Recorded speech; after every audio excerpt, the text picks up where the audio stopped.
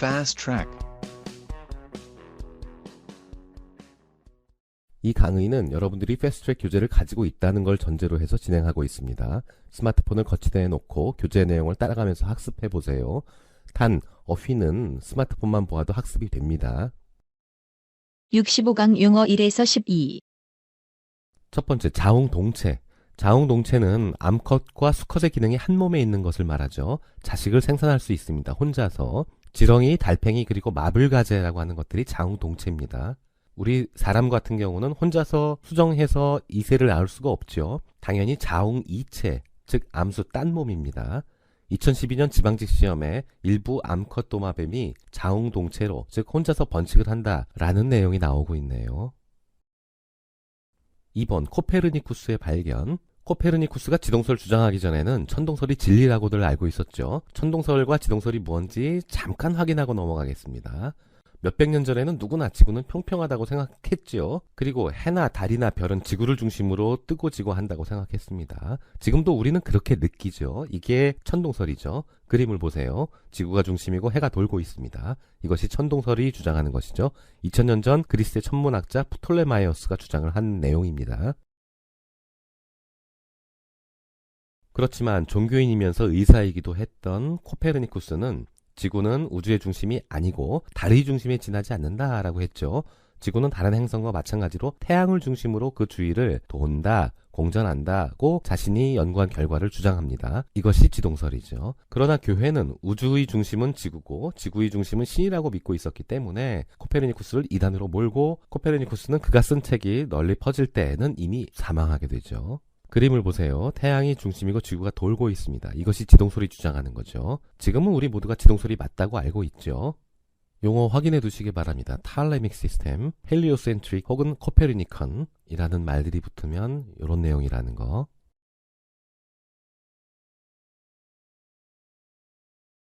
3번, 다윈.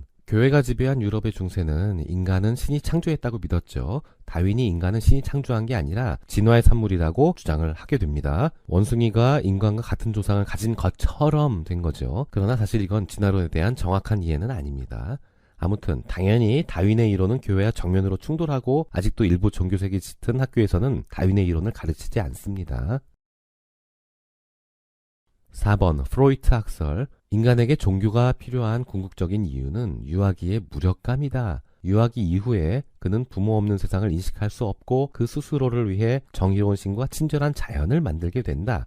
이건 프로이트 말인데 종교를 이렇게 설명한 거죠. 그가 살던 유럽 세계의 기독교에 정면으로 반박을 하는 것입니다. 지동설과 진화론과 함께 프로이트는 서구 문명이 기독교의 틀에서 벗어나는 받침대가 되었죠. 5번, 반구와 측화, 뇌 이야기죠. 인간의 뇌는 좌뇌와 우뇌로 되어 있죠. 그림에서 보는 것처럼 좌뇌와 우뇌는 기능이 다릅니다. 이렇게 기능적으로 다른 두 개의 부분으로 전문화되어 발달한 걸 측화라고 합니다. 사람에 따라 우뇌가 더 발달한 사람도 있고 좌뇌가 더 발달한 사람도 있죠. 여러분들은 어느 쪽 뇌가 더 발달한 것 같으신지요? 6번, 남북전쟁. 미국에서 남북전쟁이 일어나기 전에 남북은 경제발전이 다른 방향으로 이루어졌습니다. 북부는 자유노동력을 바탕으로 공업이 발전했고 남부는 노예노동력을 바탕으로 농업이 발전했죠. 이러한 차이는 노예제도 등 여러가지 사안에 대한 이견을 가져왔고 결국 남과 북은 내전에 돌입했죠. 이를 남북전쟁이라고 합니다. 이때의 대통령이 사진 가운데 있는 링컨이죠. 링컨은 북부 입장에서 남북전쟁을 치르고 또 승리를 했죠. 7번, 신진대사. 신진대사는 생명을 유지하는 데 필요한 기초대사와 운동의 추가 화동을 의미합니다. 생명을 유지하려면 먹고 소화하고 호흡하고 잠을 자는 등의 기초적인 대사가 필요한데 여기에 보통 에너지의 70%가 사용된다고 하지요. 이렇게 먹고 소화하고 에너지 만들고 활동하는 모든 과정을 신진대사라고 합니다. 8번, 음소인식. 우리 소녀를 영어로 girl이라고 하죠. 이 girl을 한번 발음해 보세요. 한국에는 girl에 해당하는 소리 단위, 즉 음소가 없습니다. 한국어에 없는 음소를 한국 사람은 발음도 못하지만 듣지도 못합니다.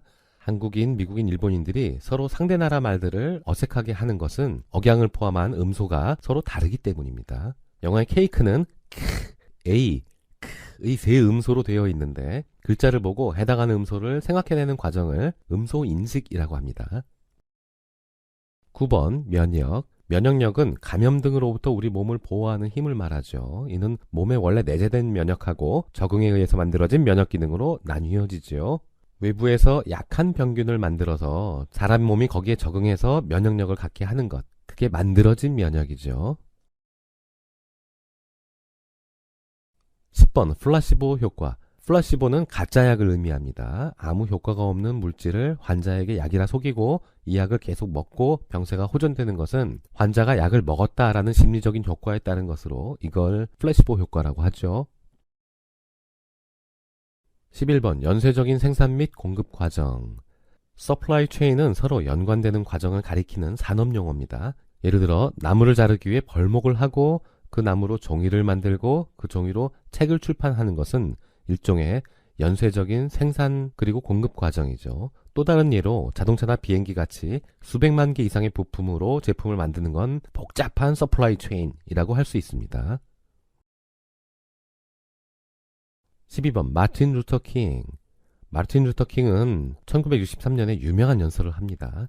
나에게는 꿈이 있습니다로 시작해서 흑인의 인권을 호소한 연설이죠. 존 F 케네디 대통령의 취임 연설과 더불어서 20세기 미국을 대표하는 연설이죠. 그는 인종차별 철폐 운동을 하다가 33세의 나이로 암살당합니다. 그 후 그는 미국 흑인 인권 운동을 대표하는 사람이 되었죠. 65강. 용어 강의가 끝났습니다.